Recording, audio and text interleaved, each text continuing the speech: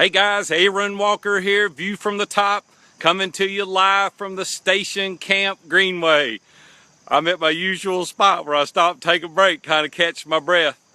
Hey, when is the last time you told your kids you were proud of them? I mean, seriously, when you went in there, grabbed them by the cheeks and looked at them and said, hey, I'm your dad, I am proud of you, not for what you've done, but for who you are. Yesterday, we had 10 couples at our house. And we sat around, we were talking about various topics related to the passage of the day. And one of the conversations came up about confidence and self-esteem. And one of the ladies, 55 years old, sit there in tears. And she said, you know what? My dad always expected me to be perfect. And because of that today, my self-esteem is low. I don't have any confidence. 55 years old. Now listen, this happened when she was a small child. Her dad wanted her to be perfect in everything that she did. Well, let me tell you a little secret. Lean in, I want you to listen to something.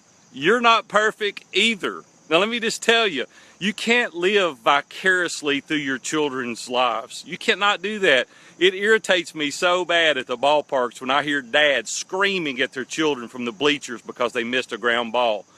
They embarrassed them, they humiliated them right there at their most impressionable ages on the ball field in front of the kids. There's a time for instruction. Listen, believe me, you get home and you want to sit down and tell little Billy how he can do better, that's cool. But man, don't humiliate and embarrass your children.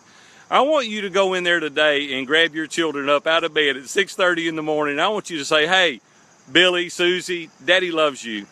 And I mean, I love you unconditionally. Not for the things you've accomplished. I love you because you're you. Those kids are going to hear that someday from somebody. And it may not be the person that you would want giving your kids instruction, right?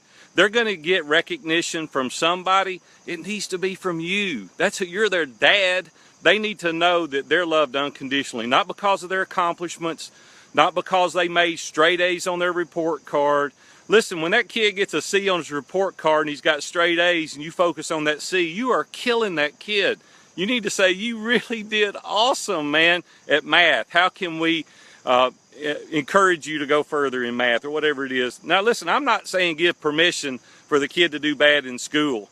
My mom used to push us, my dad pushed us, and I think there's time for that.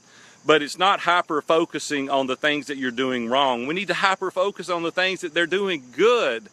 And I want you to have a relationship with your with your children like nobody else. Listen, we get onto our children sometimes. You wouldn't treat me the way you treat your children. It's because you can. And I'm just telling you, slowly but surely, you're building a wedge between you and your children. And I want you to go to them and talk to them. If you've been that way and you've been a hard nose on those kids, go to them and apologize. You know, you'd say, oh, I can't do that. It feels funny. Yes, you can. You can go to them and start today and say, Daddy's not done a great job, and I want to do better going forward. I want you kids to come to me with everything you've got, and I'm sorry that I've been such a hard nose. Now, my mom used to say, spare the rod and spoil the child. Now, I'm not saying don't discipline them. Listen, I've had my hind end beat off, and I deserved every minute of it.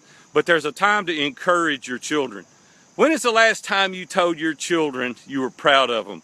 I hope you go out there today and do it. I'm Aaron Walker, view from the top. I got to get back to my exercise. Have a great day. We'll see you.